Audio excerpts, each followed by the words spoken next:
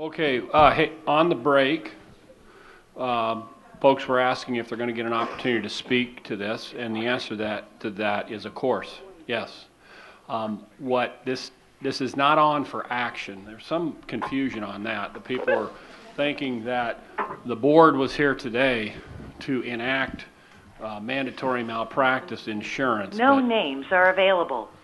If you look on the agenda, it's first read, which is this is sort of continuing to be a great brainstorming problem and an issue where people are coming together collectively to share ideas and thoughts. Okay, so if any of the governors, I mean, I guess they could always throw a bomb of emotion out there. I would be shocked if they did anything like that on this issue.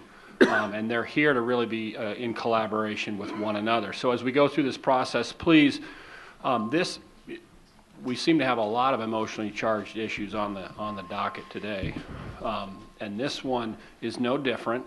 So please remember just sort of the rules of being courteous, being respectful of one another, and don't. The other thing I'll say is, if it's already been said, you don't have to repeat it. Everybody's going to listen and hear it, and I'm going to try to encourage people as best I can on this issue to speak to something that they want to speak to, but if it's been said, please listen, and you don't have to necessarily repeat. So I'm guessing that the two fellows at the end of the table here are ready to answer questions. I'm going to start with Caitlin. Wait just a second. Can I interrupt for a second? This is a member on the phone. Hi, go ahead. Go ahead. Hi, we're a little Go ahead. We're a little confused on the phone because you broke for lunch. Yes. Did not mention when you were reconvening. Yes.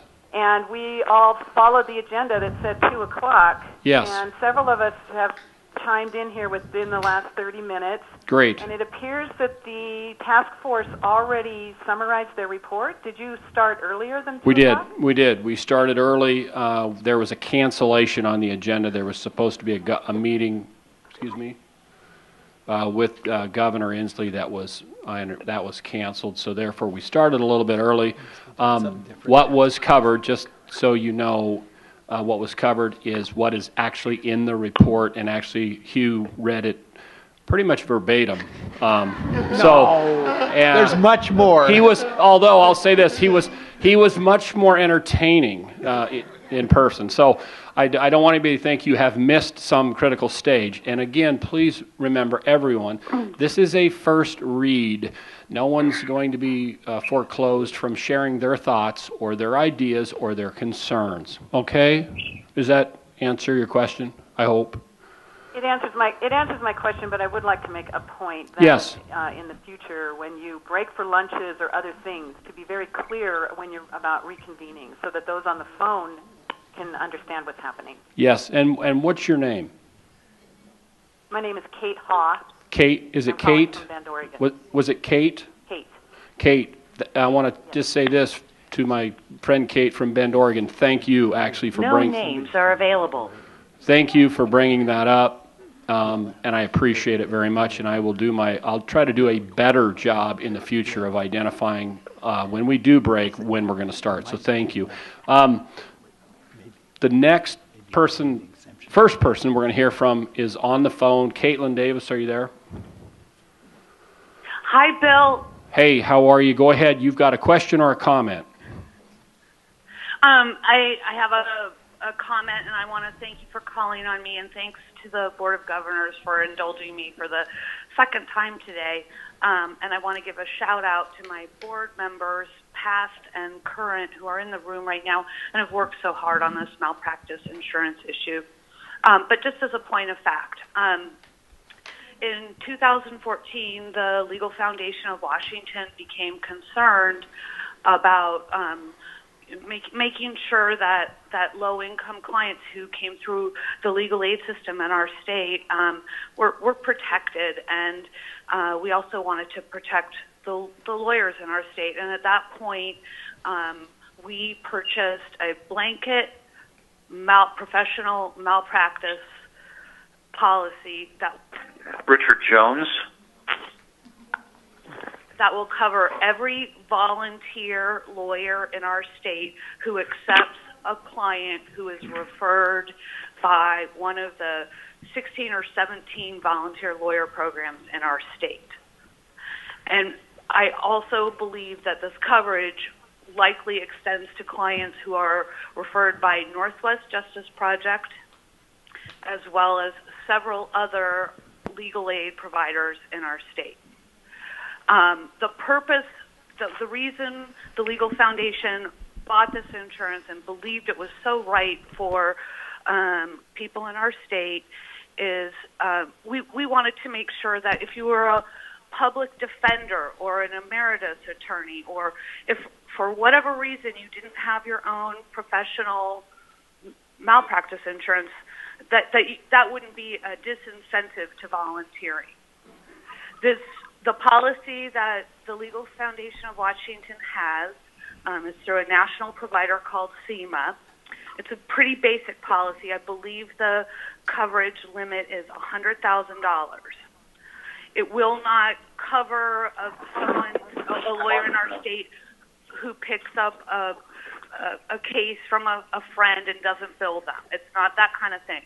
It's if you accept a referral from a volunteer lawyer program in our state, and probably the Northwest Justice Project, and including several other legal aid programs, there is basic malpractice coverage provided. And I just wanted to put that out as a fact and not as an opinion. Great. Thank you, Caitlin. Is that everything? I beg your pardon? Thank you. I appreciate that. Is that everything you had to offer for us here today? I want to make sure I got it. All right. Super. Thank you very much. So, folks on the phone, stand ready. We're going to start in the room. Governors, be patient. Let's see if we got comments, because I know all of you have drilled down on this thing intently. So I'm going to go to audience and members, public. Comments, please. You'll have to step to the microphone with your question. And we're trying to do our very best to avoid, I don't want to say this, speeches if we can. But if you have questions, that would be wonderful. Or if you have great ideas to share, bring them to the microphone now. Thank you. Bill, this is Carla. Just a quick point of order. You allowed previous public testimony at length, and you encouraged full speech and communication, and now you're telling these people on a pretty important issue. Stephanie DeCiacos with the Bar Court Rules and Procedures Committee. You're telling these people who want to talk to us about mandatory malpractice insurance that will affect their livelihood to keep it short and ask questions. I don't think that double standard is fair. I know we need to move on with the agenda, but that wasn't really an issue this morning. I'm just asking you to allow these folks who've taken their time to come and talk to us, both on the phone and in person, to please allow them to have their say. Well, I agree with that. I I second that, Pat Michael. Do we have a third or a fourth, perhaps? All right. Third. Here's what I'm trying to communicate, Carlin. It's been sort of mischaracterized, I think, unfairly. I'm not going to cut anybody off, and I want to be clear about that. What I am trying to do is to encourage people to be as concise as they can be. Maybe that's a better way to state it, and please don't reiterate the same thing that's been heard 2 or 3 different times. That's all. And where was that this morning, Bill? Well, it's the same now as it was this morning. So exactly. I appreciate the comment, Carla. If you could queue up, we would get to your questions too. Inez, please. So I'm Peterson again. Short comment. I see a basic flaw with this, and I'm wondering if the governors might also observe this when I point it out. If you had 2 candidates running for an office A and B, and all of B's qualifications and comments were reiterated by A, and so B never really got a unified, and I say unified, approach. So what you have here is many of us who have had reservations about mandatory insurance have communicated to the task force. But you have a unified program here, a presentation, 86 pages, and what does the group of people have that are anti-mandatory insurance to present to you in the same way that you've allowed this body to present to you. And that's the major flaw I see with this process at this point. Thank you, Inez. Comments from, yes, sir. Please step up there. Is it John? I'm trying to remember you from the last meeting. John? John Scannell. Hi, John. Welcome. Please. Okay. Well, I'm not a great fan of insurance. I'll tell you that right now. And I see the same problems with this that I've had with automobile insurance. What happens is you see a lot of fraud in the insurance industry. You see a lot of political favoritism. And the best example I remembered back in 1970, I was arrested during Kent State. And my insurance went up 20-fold because I was arrested, okay? And that continued on for 5 years. So what I see here, there's no protection against political minorities. And what you're going to see here, another assumption that you're making is that you've got a legitimate disciplinary system that you have here. It isn't legitimate at all. And if any of you, you're all familiar with my lawsuits and what I consider this organization, I'm not going to go into it. But what you're saying is when somebody does eventually get back into this system, they're not really going to become attorneys again. You had him sit there and say, oh, it's going to be affordable. Tell me, after an attorney has been illegitimately disbarred for 10 years, that he's going to come back into the system and find an insurance company that's going to insure him for $3,500. It's not going to happen. You're going to freeze political minorities out. I don't believe that there's going to be any kind of fairness in that. He talked about the federal attorneys and those that practice before tribunals. Well, if an attorney, if that's all he's practicing, I don't know why he'd want to join the Washington State Bar Association. He doesn't have to. And all of a sudden, you're saying, oh, in order to join our organization, which he doesn't have to join, we're going to make you buy insurance. So those are basically the 2 points that I wanted to make. I don't believe it when they say that all attorneys are going to be insurable. It's just not going to happen. And the other thing, the final point that I wanted to make was there's this concern about low income or other people. My clients all know I don't carry insurance, but I have them standing in line. So let the market bear it. If you want to go out there and say, you know, it's on the websites right now, which attorneys don't have it, which ones don't, I say let the market bear it, because I don't really think that the insurance system is a solution. Thanks, John. Appreciate your comments. And before we're going to stick to the room here, but there were some folks on the phone that seem to be very concerned about not getting all their comments in. The folks who just commented and expressed concern about being able to speak, let's get you up front here. Who would like to be heard next? Carla, and then there was a couple other folks.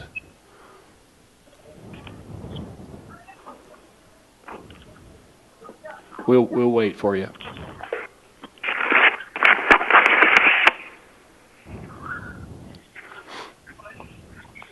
The folks on the phone that had expressed concerns about not getting heard fully and fairly, I'd like to hear from you first if you have comments or questions for the task force. This is Patricia Michael, and I'm on the phone. Thank you, Patricia. And I take that as the go to make our comments, correct? Patricia, yes, you are up next, please. Thank you.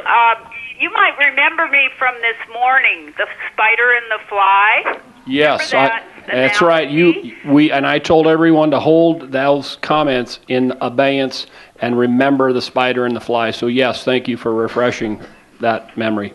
Okay. I'm not much of a poet, but come into my parlor, said the spider to the fly. The spider in this instance is the insurance companies. They are oh so very anxious to get the flies, which are the small firms, solo practitioners, and others in the state who do not carry malpractice insurance at the present time. And once that happens, they have a corner on the lawyers in this state. They can do what they will with the rates for insurance. Right now, it is the uninsured lawyers that are actually keeping rates down. And that is because anybody can leave the insurance companies. They do not have to carry insurance, and that is what keeps the rates down. When you have a captive market, it's mandatory. The insurance companies can do what they will with us. And also, I do not think the task force has adequately identified a problem in this state. Most, over 40 states, in fact more than 40 states, probably more like 45, do not require mandatory insurance right now. We have not identified a problem in the state of Washington. I have not heard one case about someone who got a judgment for malpractice against an uninsured lawyer and couldn't collect. Most lawyers own houses, they own cars, there is something that can be attached. I don't think most lawyers are going to be judgment-proof, so that is an unrealistic kind of a vision that we have, or certain people have. I think there were two very good comments in the Bar News. I think it was the December issue by a lawyer named Ken Peterson, and then there was another comment by Inez Peterson. They were full-page comments with biographies. But the problem was we had, previous to that, a Connecticut professor. A Connecticut professor? Excuse me. Why didn't we have someone from the state of Washington flushing out why we need insurance so badly? But okay, the establishment in the bar decided that it would be a good idea to have mandatory malpractice, so they got this Connecticut professor to write a lengthy piece in the Bar News. And then it was only because of the efforts of Ken Peterson and Inez Peterson that there were finally some alternative comments given. I think the bar should have been front and center in finding people to make knowledgeable counter-arguments. But it was like a foregone conclusion. This has been like a tsunami wave coming. Okay, a couple more just real quick. Right now, and I think the previous person made this comment, clients can choose whether they want an insured lawyer or not. They're not helpless. If a lawyer isn't insured, he has to or she has to list that. And if they want an insured lawyer, they can get one. In fact, the vast majority of lawyers in the state of Washington are, in fact, insured. And those are my comments, and I thank you very much. Thanks, Patricia. Thank you, and thanks for the comments. Actually, good to hear. I'm a solo practitioner in Yakima, so it's very good to hear from somebody close to home in Ellensburg. The one thing I would say is I do know there's this professor from Washington named Hugh Spitzer that was involved in this. So I don't want us to think just because there's a Connecticut prof that we don't have anybody from Washington, because we do. So next on the phone we got our governor, Carla, and there was another person who wanted to speak. If I could get you folks to speak up with any questions or concerns. If not, we'll move into the room here. Anybody? Oh, Bill, this is Carla. Thanks, I'm Carla. just wondering that whether or not it might be, since this motion or this matter is not on for a vote today, though that may have not been fully clear to everyone who read the agenda. Yeah. I'm just wondering if it wouldn't be possibly prudent, given the level of interest and that's on the phone and people in the meetings as well, to possibly consider taking what testimony we can today and then continue this to a special meeting so that we can make sure we have plenty of time for everybody who wants to talk. I do think, as I said earlier, this is just a super critical issue to people. Yeah. And I think that they deserve to be able to express their views freely and fully.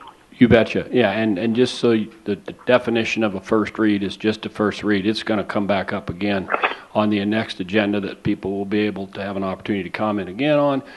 But I really want to kind of push back a little bit here. There were some folks who wanted to say some things, and they were here today, and they were fearful of being cut off, and I don't want to let that stand.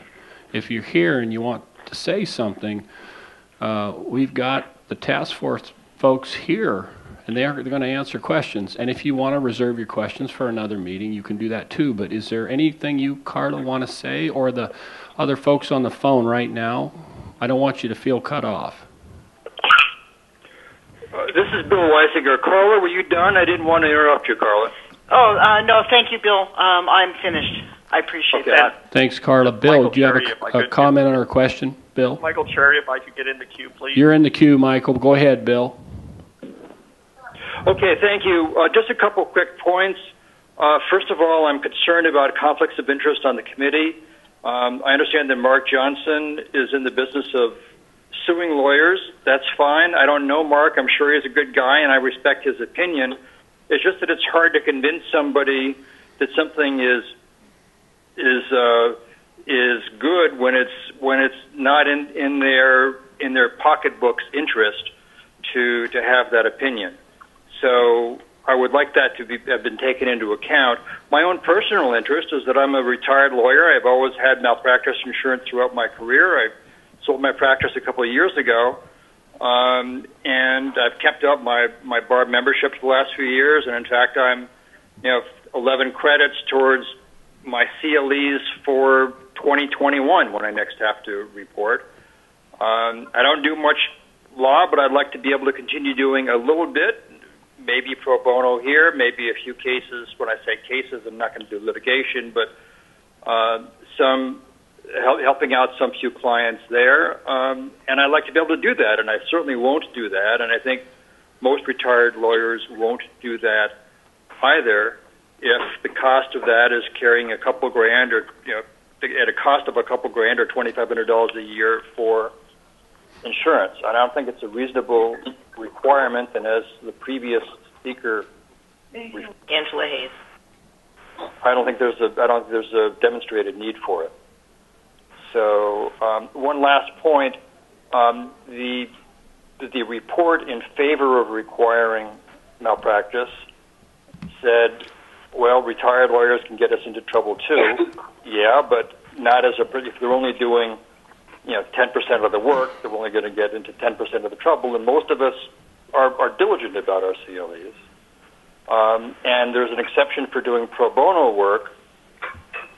But keep in mind that a lot of people that take a pro bono case said, well, look, I'm not going to charge you, Mr. X, my client, but if I'm able to recover attorney's fees from the other side, I'm going to recover those fees and get paid them.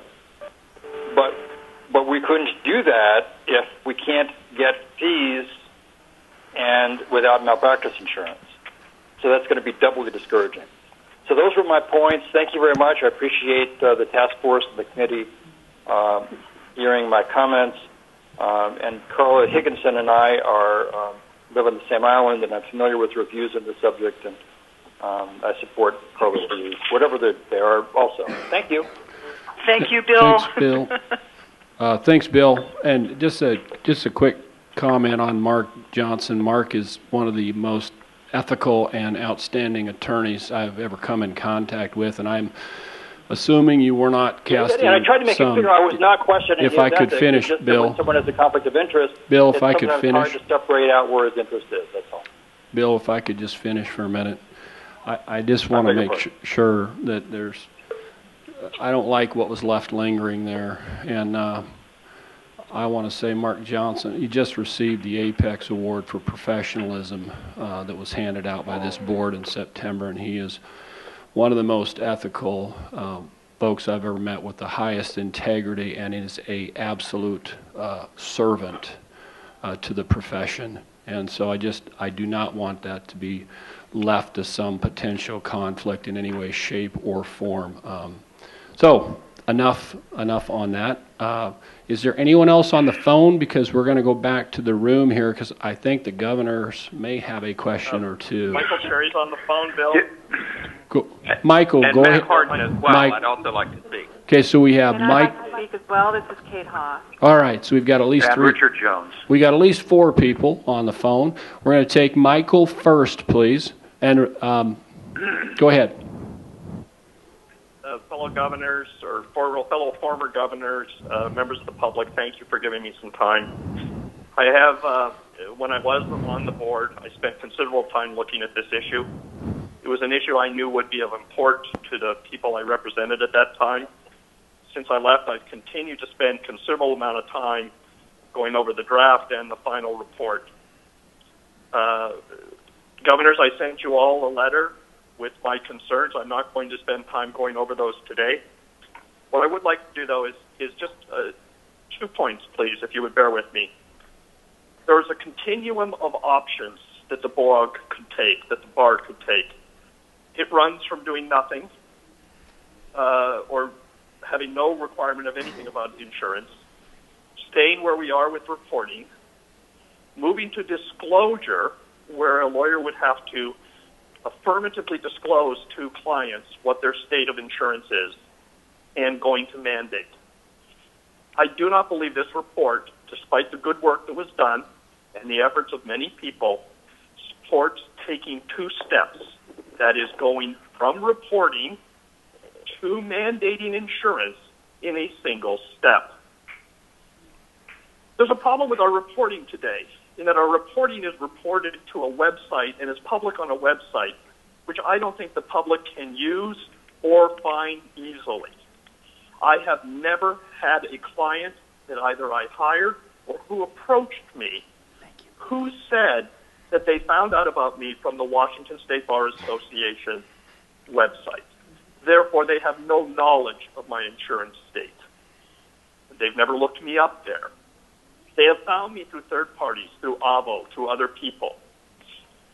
I understood there was to be a new directory put into place about lawyers in Washington State. I don't know where that is because I had to resign for health. I don't know where that is at.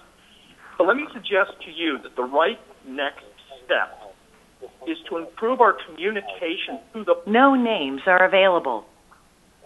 ...is to improve our communications to the public about how they hire attorneys.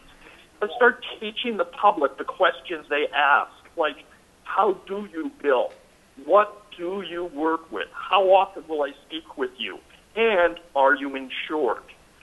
Therefore, I ask you seriously to consider that the next step is mandatory disclosure, not mandatory insurance for everyone.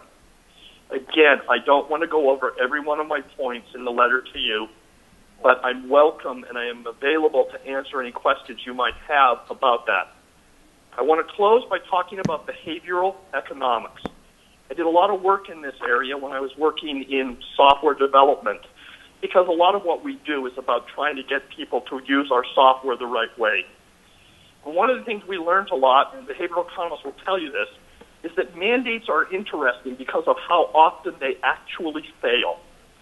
People are incredibly skilled at getting around mandates. They find ways to work around them.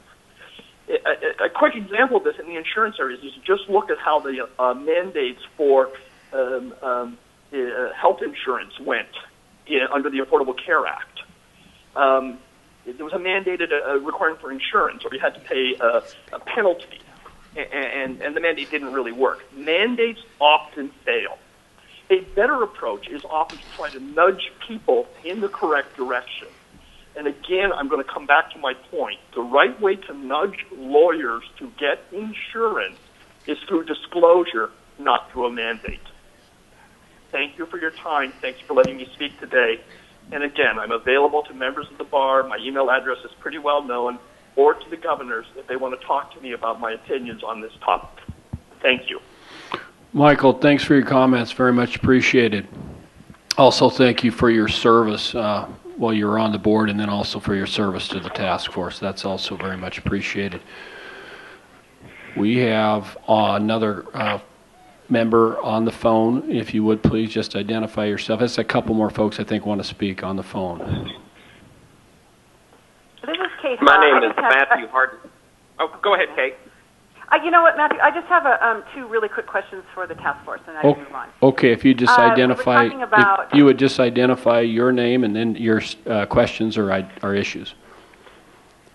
Sure. My name is Kate. My last name is Haw, and I'm the solo practitioner living in Bend, the member of both the Oregon Bar, with great familiarity with paying malpractice insurance through the Oregon Bar, which, by the way, for those of you who don't know, that's not an open market insurance process. That is actually, you purchase it through the bar itself. Right. So that's like a different suite of topics and issues. But that's not why I wanted to speak. I actually just wanted to ask the task force two questions. It was brought up that I think Mr. Johnson is his name, might have a vested interest in a particular outcome. I appreciate your counter position that's probably not prejudicial. But the only way to really ensure, I guess I'm also a statistician, so the only way to really ensure statistically that things are not prejudicial is to ensure that task force members or members of any review committee are well balanced. And so my question is, my first question is, I'll just ask them both. Was there a statistician or a bar member with a statistical expertise represented on the task force? And the second question is, how many members of the task force are solo practitioners? Paul Bastine. Just insurance. Right. I'll Thank you, Kate. My second question was, I'm not sure if you heard it because there was a break in the call, but go ahead. How many members of the task force are solo practitioners that do not carry malpractice insurance? Perfect. Thank you very much. Two questions. How many solo practitioners on the task force? And do we have I think the question is a statistician or somebody with that background on the task Correct. force. Thank you. Thanks, Matthew. We're going to need to count. Okay. All right. That's okay. So while one of you is doing that, we'll get an answer, and then also we have another question on the line. We'll keep going. Yes, this is Richard Jones. Oh, go ahead. My name is Matthew Harden, and I'm sorry the phone doesn't work all that well to get in comments because there are so many of us on the line. You're okay. Go ahead, I have Matthew. A comment, not necessarily a question. And I'm a government lawyer, so I'm exempt from this requirement. But I sort of echo what I've heard, that there's an apparent bias on the task force because there are so few solos, and everybody that I've read a bio, it says they have malpractice insurance. So we're troubled, I think, a lot of people, not just on the phone, but a lot of people in the bar, that the task force has an apparent bias. And Eric Marks submitted a letter to the Board of Governors and basically pointed out that the task force has mischaracterized in its own report the comments that it has received. So when the task force receives comments that are either critical or not supportive of this proposal, they get put in a category that doesn't fit what the comment actually says. So I think that's illustrative of the bias as well. And I think that we have a problem sort of conveying this, and I understand that what I've heard so far is nobody's trying to shut us up on the phone, that our voices are going to be heard, but we're also told not to repeat ourselves, and I'm concerned that if we stay quiet because someone else has said our comment, you don't understand how many members are impacted and how many members are opposed to this. I feel like some repetition is probably necessary to convey just how upset a lot of people are about this proposal. We do feel like a minority. We're a minority of lawyers that don't have insurance. I didn't used to have insurance when I was in private practice. I still don't as a government lawyer. Again, I'm exempt.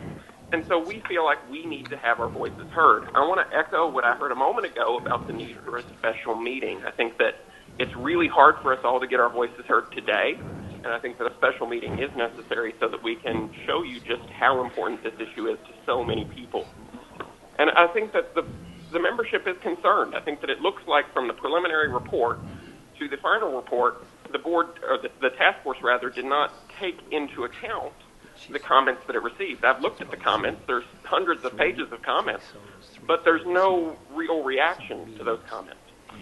So to echo again something that I heard earlier, there are less intrusive ways to make this change. For example, there could be a tax break going through the legislature to encourage people to buy malpractice insurance. That's a less intrusive way. Mandatory disclosure is a less intrusive way. This mandate seems incredibly intrusive. And one of the reasons that I didn't have malpractice insurance when I was in private practice is because the insurance companies wanted to implement control of my practice. I had a unique practice, and the insurance companies, as a condition of coverage, wanted to basically tell me how to use my professional judgment. I just wasn't willing to make that change.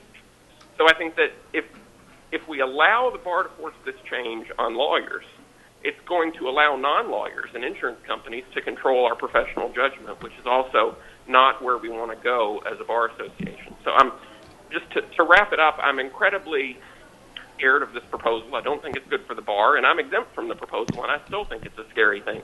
I'm scared that the task force is not hearing from the membership, and I'm scared that the membership feels like, whether you all believe that it's a fair feeling or not, the membership does not feel like it's being heard. And I do feel like a special meeting is in order so that the membership has a full and complete chance to be heard. With that, I'll leave it to the next person. Thanks, Matthew. Appreciate your comments. And just so you know, I was looking around at the governors as you were speaking, and I know you can't see, but they are all intently listening and very attentive and listening to what you're saying. Is there anything else you'd like to add? I have nothing else to add, but I will say that I have heard from so many members of the bar through email, and there's clearly a lot of energy and upset about this. I'm exempt from the proposal, and I'm upset about it. I'm hearing from a lot of people that are upset about it. I just really hope that the governors realize that this is a big deal and that it's something we should do very deliberately and slowly, not in a hurry. Bill, will you put me in the Excellent. queue? This is Kim. You're in the queue, Kim. Hugh, did you guys have a response to, I think it's Kate? And I agree. It should be done slowly and carefully. We don't think there's a statistician. We do have an insurance broker who can count. Okay. There could be a statistician. I'm just not aware of one. We count 3 solos, 3 very small firm people, 2 or 3 mid-size, 2 or 3 bigger. Don't know if there's anybody without insurance who is currently in the private practice of law. Okay. Thank you. Kate, did that answer your question? It sure did answer my question, and I think those who are listening in here could summarize themselves that just sounds lopsided, and not only lopsided on the face of representation. You know, we are, as Matthew just said, we're a minority, and not just because we're not insured. We're a minority because we are solo practitioners. The majority of the bar members belong to large firms, practice for the state, practice for the government. Solo practitioners are a small group, and we need to be represented. It's just common sense that not just small firms are represented, but uninsured solo practitioners are represented. Secondly, without statistical knowledge, you cannot support these conclusions, and it explains why, many of us who have some background in this and have been looking at these data are just, throwing our hands up, going, "Are you kidding me?" I mean, these numbers that you're presenting and supporting them as statistically significant are not. They are not. You have not proven that in the state of Washington, as was mentioned earlier, and I am repeating, but I feel it bears it, in the state of Washington, that there is a statistical significant problem with solo practitioners and malpractice cases. You have taken data from other states, only 2. Nobody even polled the states, the other 47 who don't have coverage, to see what their opinions are and why they don't have coverage. It's very possible that some states have studied this and decided not to. To me, that's persuasive authority. That should have been looked at. So I think that we are, those of us, again, who have some background in this, just think your statistics are very weak.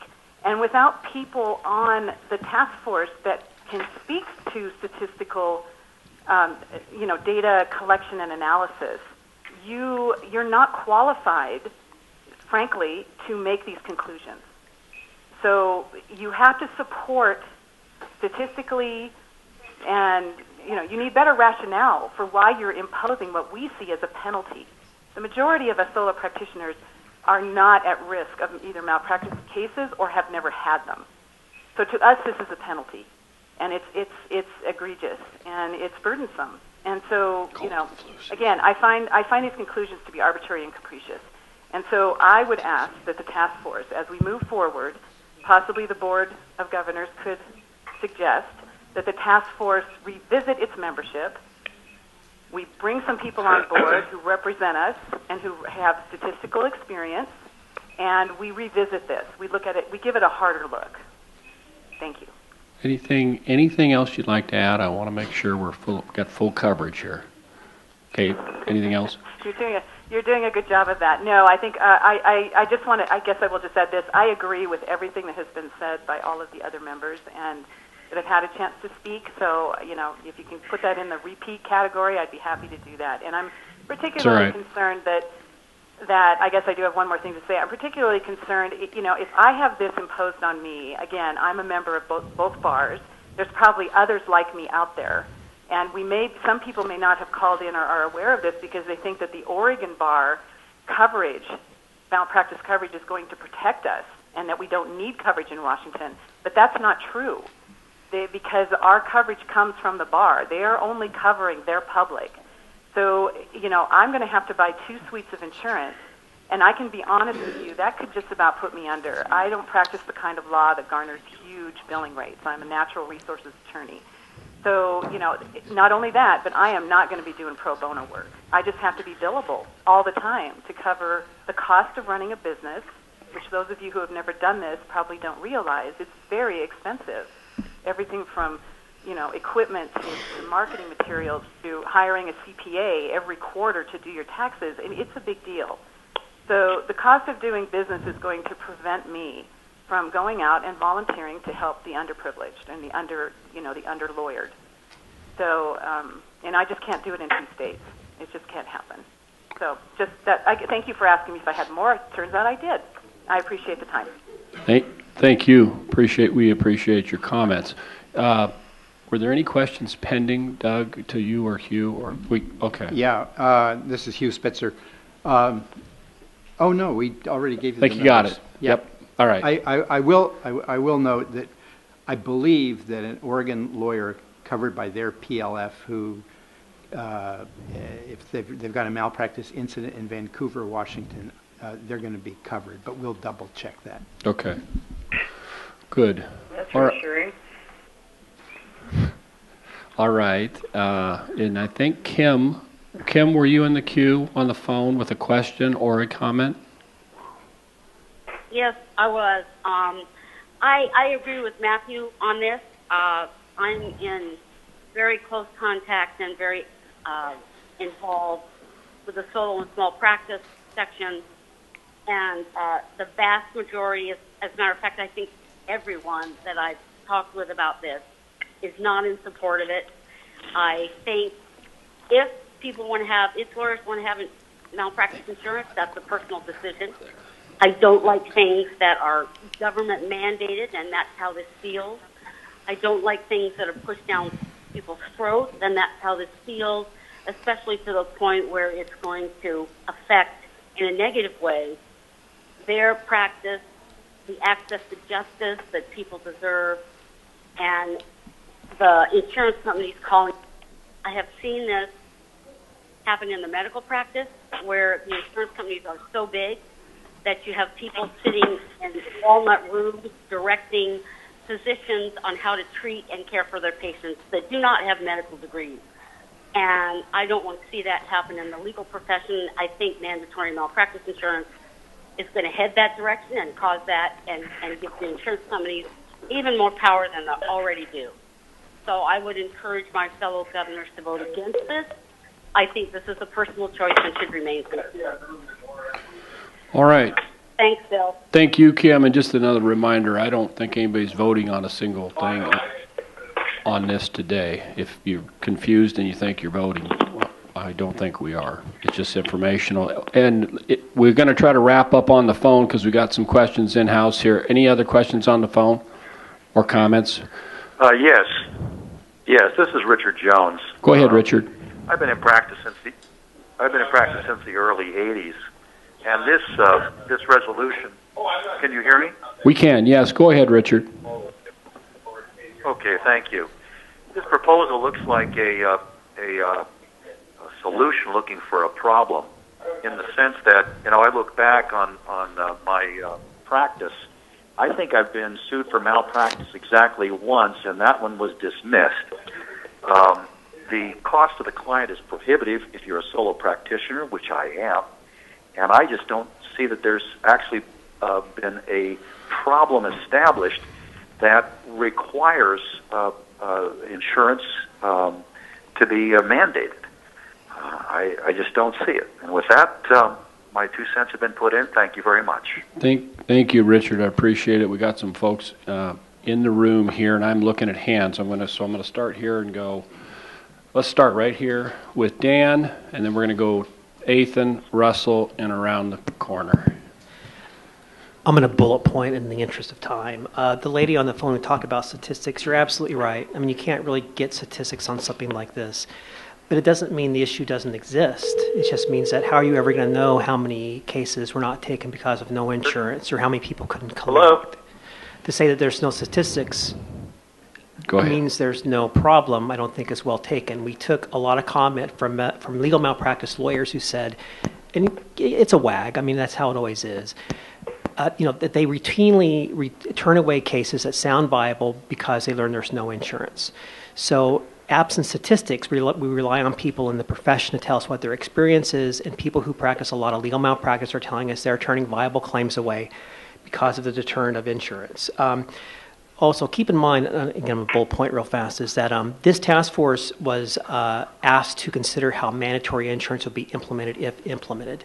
That was a vote by the board a year and a half ago or so. So it was never this task force charter to really kind of weigh whether to do it. It was, if we did it, what would it look like? So I appreciate your comments against it, but the task force merely did what it was asked to do. Lastly, keep in mind, we're only really talking about mandating insurance for, 8% of the lawyers who, the statistic I think is a single digit of people who run without insurance right now. 14. 14, okay, well 14. So the vast number of lawyers already have insurance. In this state, you have to have a bond to install a toilet. Assuming the numbers that the task force found are accurate, that the premium was, $1,200, $1,500 all in. I realize it adds up. I run a small business myself too, but I personally don't feel $1,500 is a barrier to entry on that. I would say to the board, and we're not going to vote on it today, is the devil's in the details. I firmly believe that we can address every concern I've heard raised by a member through proper exemptions. There are people who don't need insurance. We can address it by an exemption. So if you talk about, well, which way am I going to go? Not have any insurance at all because of a couple of outliers, or can we address a couple of outliers and have insurance? I think we address a couple of outliers.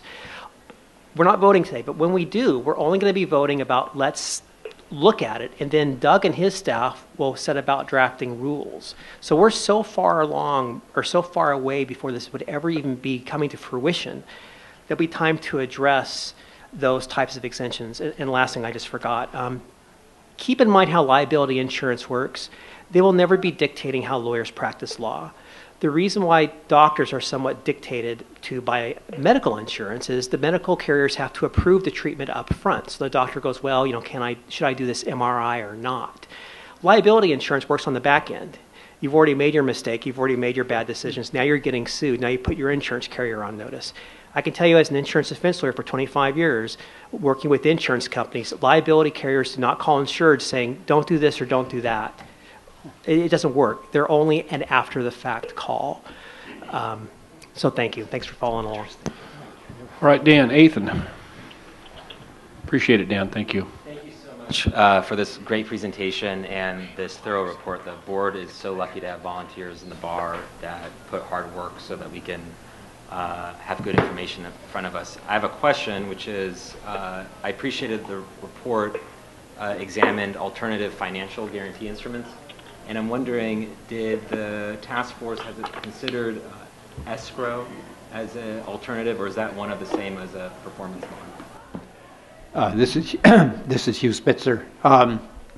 What we focused, we took a look at performance bonds, but basic problem with performance bonds is they are relatively difficult to act on and to get at least the full amount of the bond. My experience is you always get half. So we focused on letters of credit. The way the letter of credit works is that basically the lawyer would put $500,000, if that's what the limit is, in a CD with a bank. So now the bank's got the money in escrow. And there are lawyers who say, I've got the money, I don't want to have insurance. So the lawyer sets aside with the bank $500 in an interest-bearing account. Then the bank would issue a letter of credit to a third party, like the Bar Association, for example, which basically says, in the event that there is a judgment, a final judgment against this lawyer, the person who has the right to that money can draw the amount, $60,000, on that letter of credit. Then the lawyer has to reimburse the bank. That's how it works. It is like an escrow, but it provides instant money when there's a demand submitted on the letter of credit. The downside is that the cost for a continuing so-called evergreen letter of credit is somewhere between 1 and 1.5% of the amount, so that a $500,000 letter of credit will cost the lawyer $7,500 a year. For that, she can get a decent policy. Now, for the lawyer who cannot get a policy because of the nature of the practice, maybe this would be an okay option, but it's a relatively small number. Russell.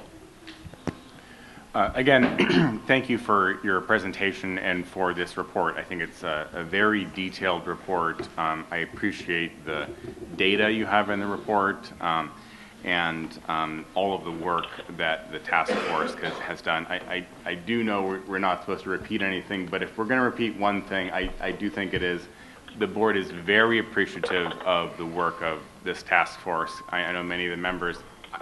I disagree adamantly with any notion that this task force is biased or self-interested, and really appreciate the work that you've done.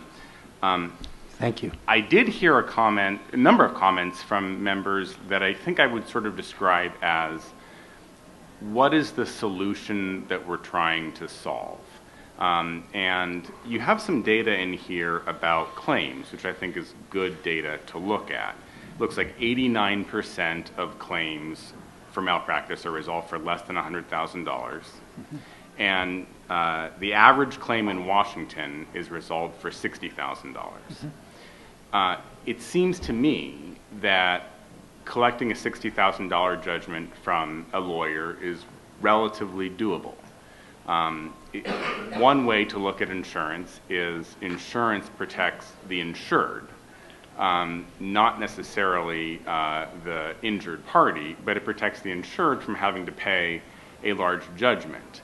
I'm wondering if you have any statistics, or you probably don't today, but maybe we can obtain them, on how many people are in this category.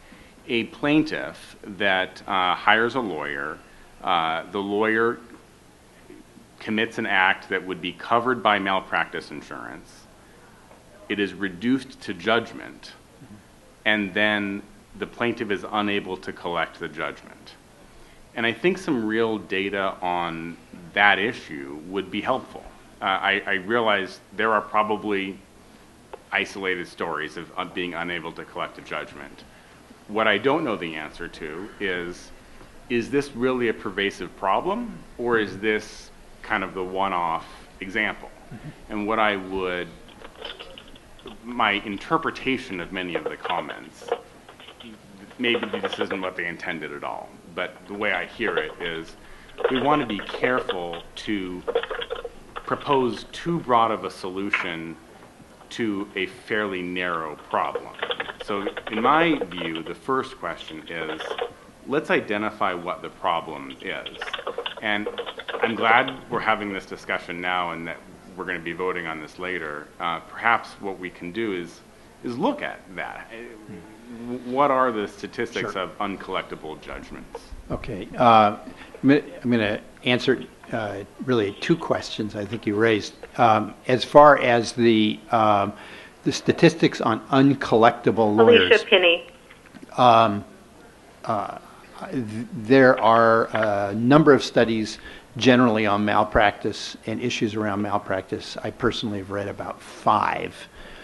And none of them has that data, and the people who do this work say it's extremely difficult to obtain. I mean, it's probably not obtainable. There's the number of uncollectible judgments. And so in that regard, we're relying on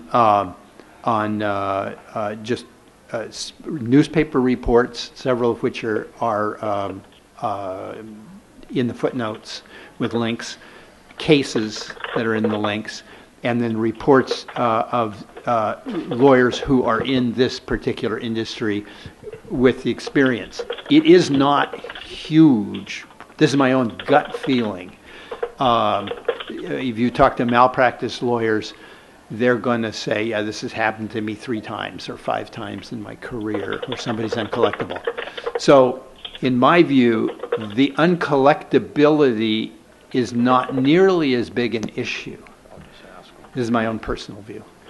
As the access to justice issue for clients where the lawyer, where the client has a viable claim against the lawyer and cannot get a lawyer to represent her, and there's no insurance company to just settle that claim. That is the bigger problem.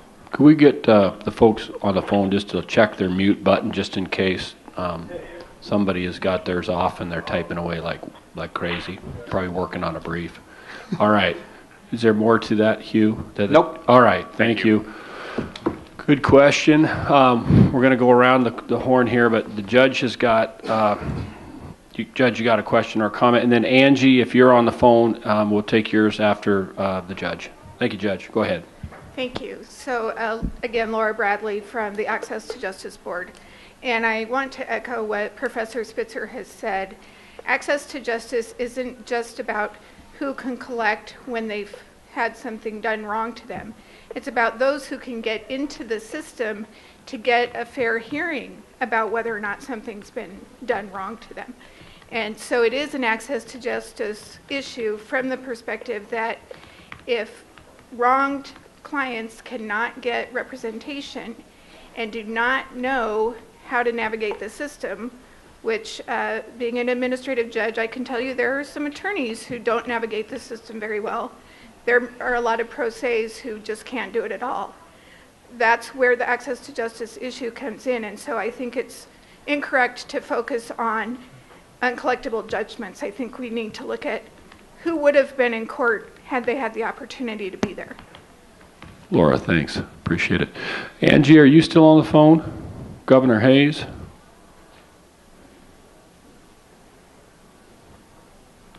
She probably got tired of waiting. All right. That's all right. We're going to proceed. We're up to Kyle, and we're coming down this side, and then we are going to have enough probably for today and move on to our next topic that we're way behind on, but that's okay. Go ahead. I'll be real quick. Yep. I'll let you know I'm conflicted on this issue. I've been a member of the Oregon... That's fair. As well as a lot of other people, perhaps.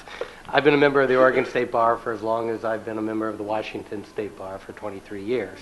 And until I started discussing this topic a couple years ago, never heard any qualms or issues with regard to the Oregon State Bar. People down there, it's been in effect since 1978 through the PLF, and it's kind of accepted in Oregon now. My question to you is, was the reason why we didn't model on the Oregon State Bar, which has been operating for 40-some years and to the satisfaction of probably most of the bars down there, purely on cost and I think you said cross subsidization? Is that right? Yeah.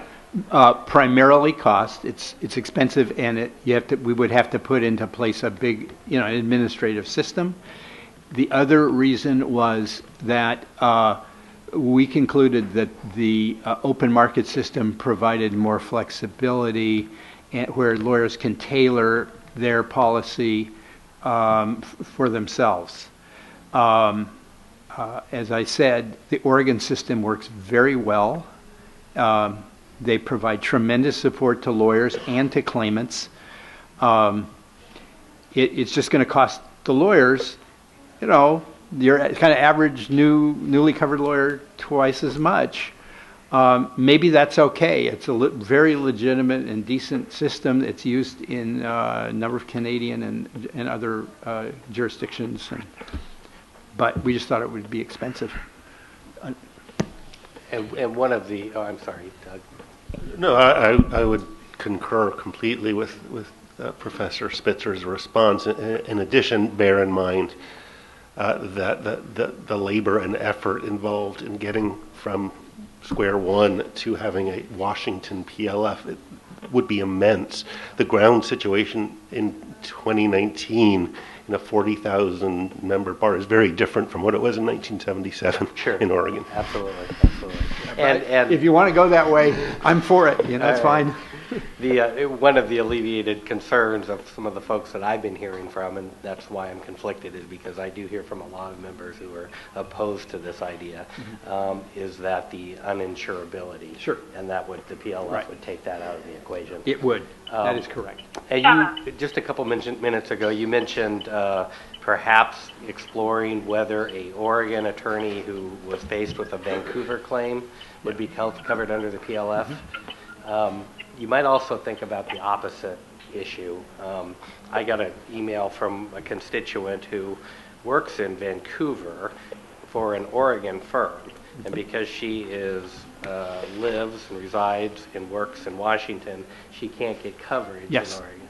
Correct. And it would force, and as it is now, apparently according to her, Washington only covers firms, not individuals, so the firm would have to get double coverage. The firm has to have its principal office in Oregon. Right. So if she is with a firm or she is the firm, or the principal office is not in Oregon, then she might have to get double coverage, and that I can imagine that could happen. Yes. And it sounds like that was taken into consideration by the task force. Yeah, we did talk about that. Okay. Thank you. All right. Thank you, Kyle. And excuse me, we have got 2 or 3 members of the task force with bar cards in Oregon. Thanks. Right. I know that PJ is grabbing that microphone. Before we get there, Gene, did you have anything you wanted to add or questions? You good? I'm good. Okay. Well, actually, this is just in response to what Dan said. I could be wrong here, but I thought I recall, and I had the luxury of working at a mid-sized law firm, so I don't have to deal with this. But I thought when you are renewing your policy, you have to disclose what percentage of what kind of area of practice, what kind of cases you take on. You do. And so that's just in response to kind of what you said. Yeah. Yep. Okay. Thanks, Gene. PJ? 2 points. I was a member of the task force. I want to assure everybody who is participating in this conversation today that I read all of the comments that came in. There were over 500 of them.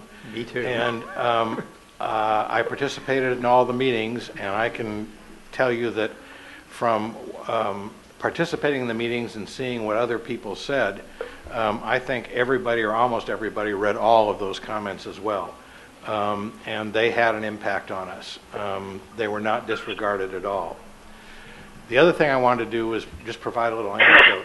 About a week ago in Spokane, a lawyer filed for Chapter 7 bankruptcy. And the reason he filed for Chapter 7 bankruptcy was that he had 2 large malpractice claims against him, and he didn't carry any insurance. And his explanation was, I just got busy and neglected some things. It happens. Lawyers make mistakes. We all do.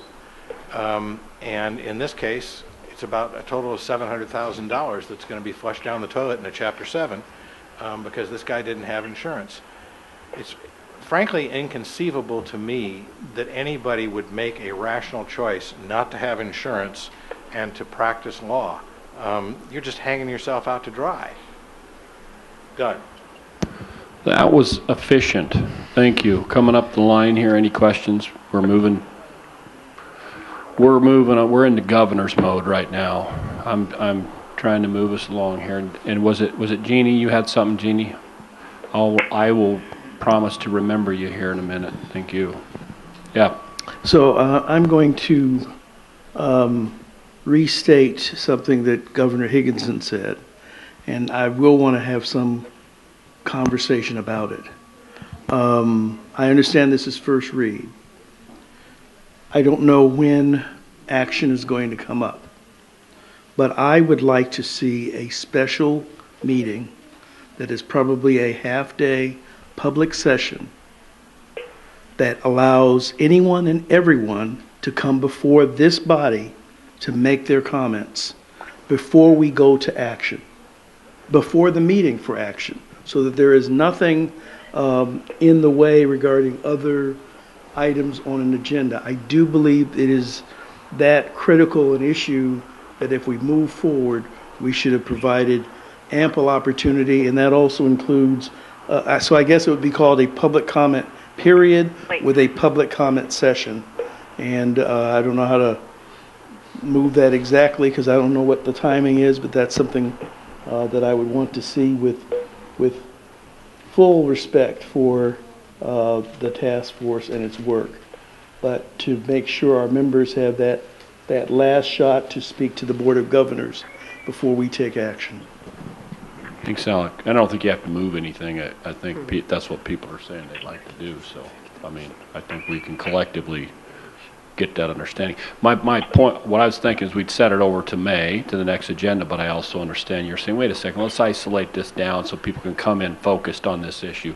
I don't have any problem with that either. I completely hear what you're saying. So, moving up the line here, Dano, do you got anything? All right, Chris. Yes. And then you're next, Jeannie. My question is actually for the people on the phone and perhaps the people in the audience. It really is astonishing to me that anyone would practice law without insurance.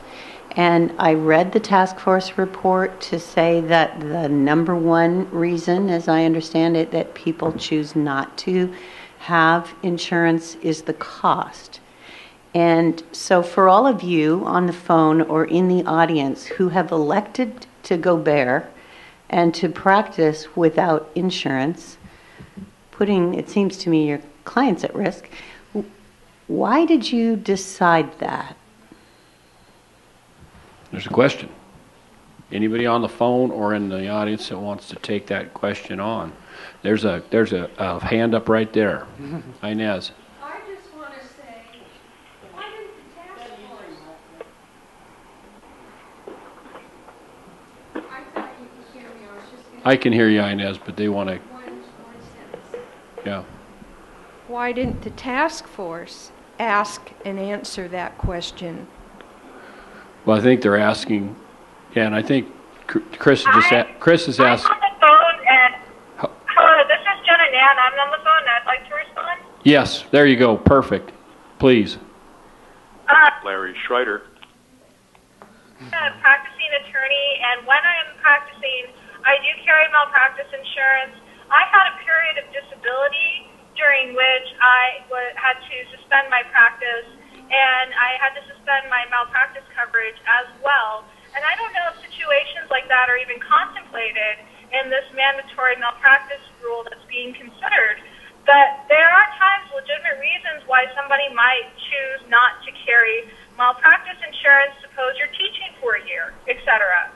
So I just don't see how it's effective to kind of make that decision for for everyone, regardless of what their circumstances are. And sometimes there are good reasons why people might choose to drop their malpractice insurance temporarily. I had a period of disability during which I did. Yep. Hugh, go ahead. Bill, will you put me Thank in you. the queue? Thank you. And Bill, this is Carla. I'd like to say Cool. something as well when it's my turn. Go ahead. Hugh. This is Eric Marks on the phone. I'd love to make a comment. If you just, everybody hold on the phone, appreciate it. This is Hugh Spitzer, just quickly. Actually, we considered either that person's specific situation, if she wrote us a letter and discussed it, or somebody in the same situation. I think it's important to point out that in our recommendation, if you aren't practicing for a year because you're teaching, you can choose to, then you are not actively practicing private practice. In the private practice of law, you just fill out the form and says, I'm not in the private practice of law. You don't have to be insured that year. Perfect. Okay. Thanks, Hugh. Appreciate it. Jeannie Cotton, please. You're standing there very patiently. So I've got comments officially on behalf of the Domestic Relations Attorneys of Washington. Okay. And I have comments on behalf of the Grays Harbor Bar, and I have comments on behalf of Jean Cotton. Are they all together? Or are you... Hopefully most of them are about the same. Okay. So one of the things, DRAW voted in support of opposing mandatory malpractice insurance at their meeting a week ago unanimously. And a number of the reasons were the same as what my bar association did too. In the report, it seems to try to make an equivalency between bad lawyers and uninsured lawyers. And I don't think that's a truth. Just because you're uninsured doesn't mean you're a bad lawyer. Okay? Bad lawyers should be dealing with Doug Endy and his people. That's what the Office of Disciplinary Counsel's for. That's what that whole process is about. If we've got people out there that are subject to malpractice, that are being sued for malpractice, they better be having a disciplinary action. But that has nothing to do with whether or not they're insured. The second fallacy that concerns me is that this is an access to justice, and in the way that it's being framed. We see it differently. We see it as an access to justice issue that many of us, particularly in the area of practice I primarily practice in, family law, and the organization that I'm representing here does. We donate a great deal of our time to low bono and pro bono work. And we only do that because we want to, not because we have to. And that pro bono is true pro bono. We don't work for a legal services organization that's paying us a salary. We get nothing, okay? Now, when you deduct that from our billable hours, but it's still part of our overhead, and then you impose on us a mandatory cost, the only thing you can do is either not pay your bills at home or feed your family, or raise what you charge to your remaining clients. That becomes an access to justice issue, because many of us, especially folks like me that practice in rural areas, endeavor in every way possible to keep our hourly rate low, or to offer a combination of regular fees or low bono in addition, okay? But we couldn't continue to do that, so that means you are going to lose providers that are willing to provide services to the low-income people in the community. That's an access to justice issue. Your insurance applications do not ask you what percentage of your work is pro bono or judicial or whatever, because we're going to give you a break in your premium. They don't do that. And they don't give us a break if a percentage of our work is pro bono or judicial. It's still a fee. And Dan, I don't know where you're getting that quote from, $1,200 to $1,500. I have never had a claim filed against me personally in 25 years. And the mandatory minimum, and I bid it out to 3 different companies in this state this last year, is $2,400. I pay $10,000. That's So, what I was told. yeah, I mean, I don't know where they came up with this 12 to 1,500 annually, because it sure as heck isn't for a 250,000 / 500,000 limit, and you can't get anything less right now.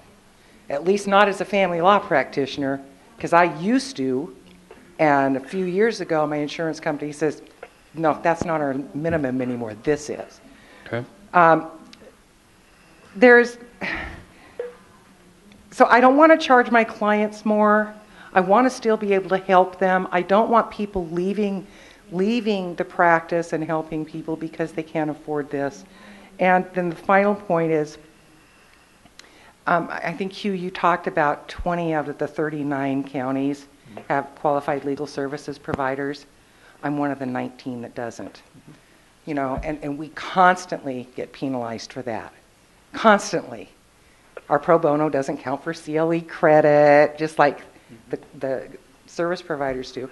We don't have malpractice insurance coverage paid for by anybody because we're giving out free work. All of these bear into why draws against this, why my bar is against this, and it's a varied practice in my bar. There's a misperception out there that lawyers are rich.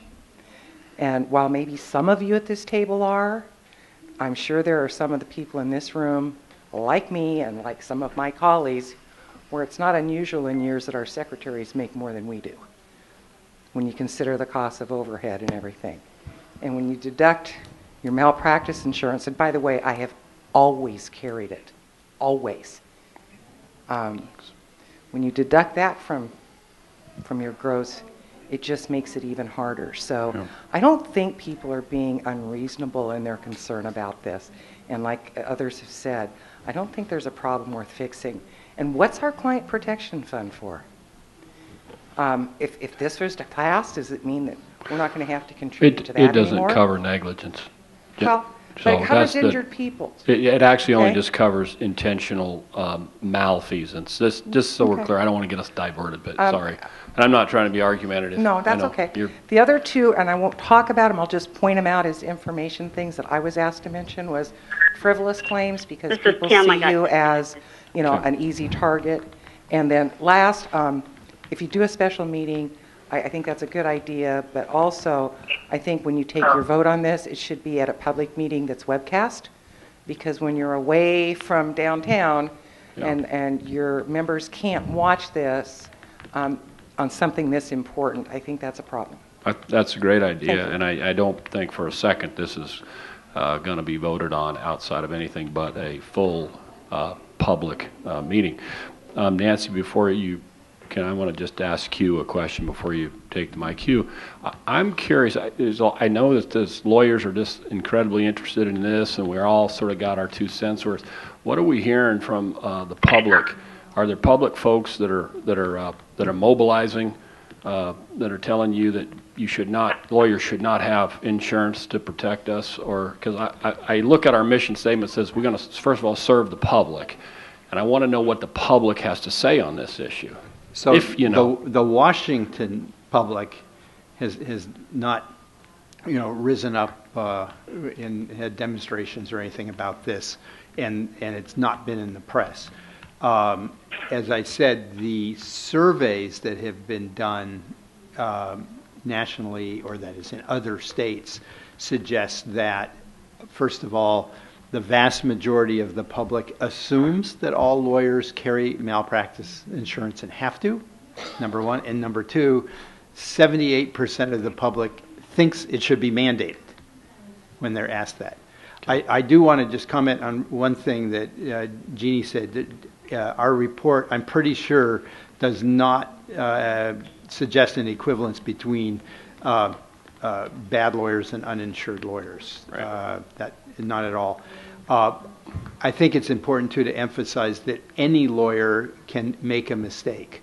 I think each of us knows that, or almost all of us know that. And I do want to reiterate that the task force really thinks we do want to get things nailed down so that lawyers in Grace Harbor have a QLSP or a VLP available before something like this goes into effect. What's the task force going to do to get information from the citizens of the state of Washington as to what they think? I think this is all interesting to have this discussion with lawyers, but I'm curious what if what you would we're like doing. to fund a tag on a survey, Yeah. It'd be easy to figure out how much it costs. It ain't cheap, but Okay. it's doable. Yeah, well, and I think the public would probably say, here they go. They're throwing up a roadblock. They don't want to hear from us because they're lawyers, and they sure as heck don't want to have to pay for insurance that would protect us being the public, when they make mistakes. That it just seems like we're neglecting a voice, and I know people here talk about how important it is to hear from everyone, but the people who actually are the ones the insurance benefits, in addition, not just to the lawyers, but the people who are injured, who look for the compensation when they've been injured, they're being neglected. And it just, I think, and I will ponder this, and I would hope the task force will ponder hearing somehow, some way, from the public at large on this issue, so that we don't appear to be any more, and don't take offense to the word, but it appears a little self-dealing. That it's just a bunch of lawyers deciding for themselves that they don't need insurance, and the public isn't even brought to the party. So I guess there's my comment. Nancy, go ahead. So for those of you, Nancy Hawkins, my politics are probably pretty well known. I vote for every levy. I vote for every tax increase. I believe in insurance. I'm covered with insurance, property, business, malpractice, disability, love insurance. I think we should spread the losses, spread the risks around, etc. I appreciate all the work that you've done. I think it is uniquely amusing that we appoint these committees to work for 3, 4, 5 years, thinking back to the Civil Rules Task Force, and then you come in with your great reports, and then we all trash them. And I'm not really trashing them. I just have a couple comments. And I wasn't going to talk until Dan made his comments that insurance is all after the fact. And maybe he doesn't fill out the forms, but I do, in my office. And they absolutely control how we practice law in many respects. And I do think it can only get worse. They control what kind of letters we send out at the beginning of a case, at the end of a case, how many calendars we're supposed to have, et cetera, et cetera. And I do think that it is, so that's one issue. I think there is not, and who's ever on the phone, mute your phone because we can all hear you typing. Thanks, Bill. I tried to do that before, Nancy, but I know you're more successful. You got to have the voice of authority. There you go. Perfect. I've been in practice for 37 years. Over the years, I don't know how many different companies I've had, probably 3 or 4, because they come and go, whether they'll cover us. It's always the same. There's no competition between these organizations, these companies. The rules are the same. The requirements are the same. I think that the idea that there's going to be competition driving down costs, I don't see it. But again, not opposed to it. Just a comment. But I am mindful. I run a legal clinic on Monday nights for the King County Bar. And one of my senior volunteers came to me this past Monday and said, I'm going to have to leave the clinic because I'm going to retire and I can't afford to pay my dues just to still be an attorney in good standing so that I can volunteer in the clinic. I'm going to really miss it. But that's what and we, of course, we cover their insurance, the bar does, the King County Bar. But he can't afford to pay the few $100s of bar dues to still be eligible.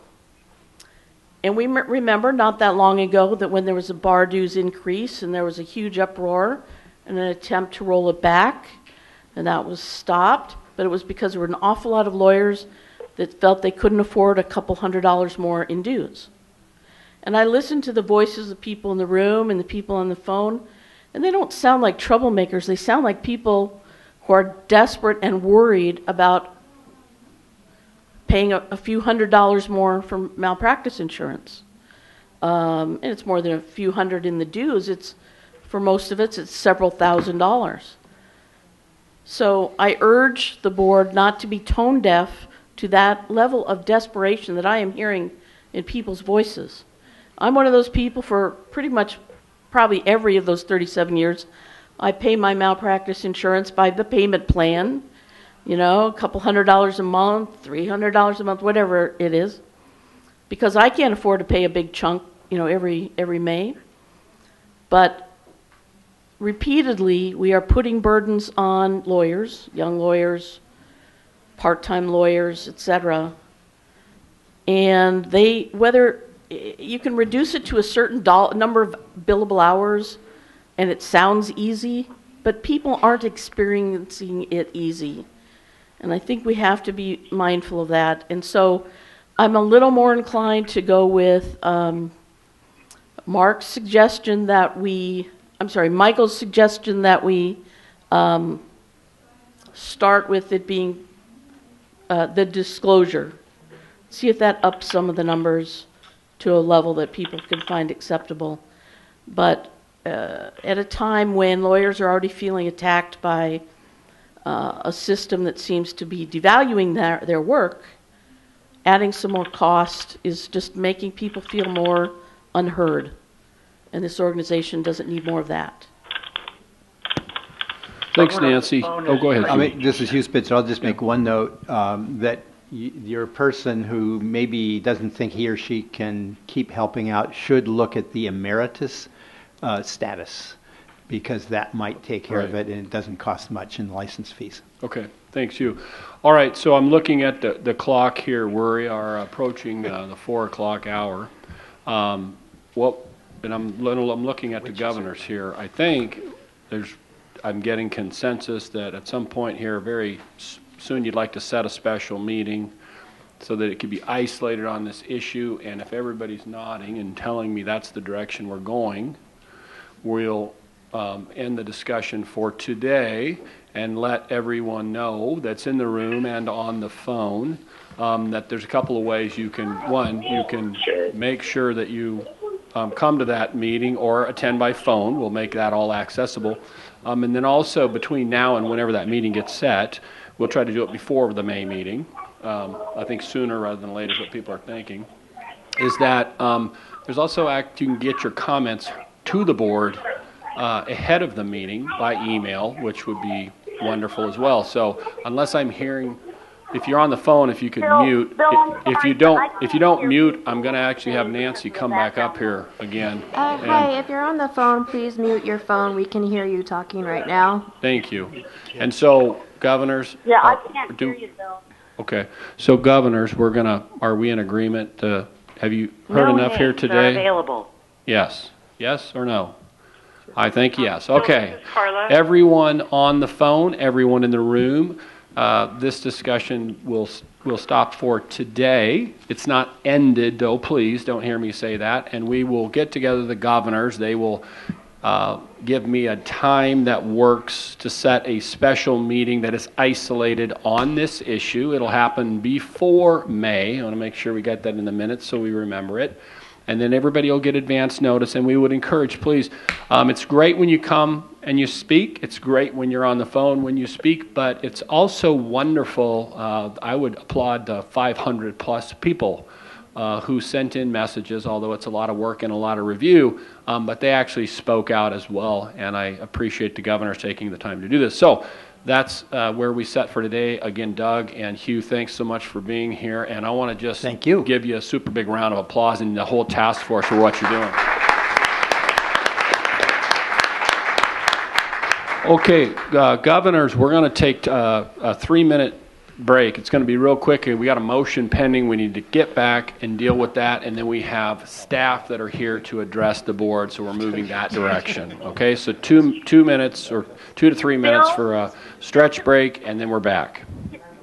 Yeah, so there was... Bill, can I make one quick announcement? Kim, if you have an announcement, please. House Bill 1788 has passed the House with an overwhelming vote, 96-1. Substitute House bill? Yeah. I'm telling you that. Was that the substitute House bill, Kim? Yes. Yes. All right. Thank you, Kim, for the update. Appreciate it.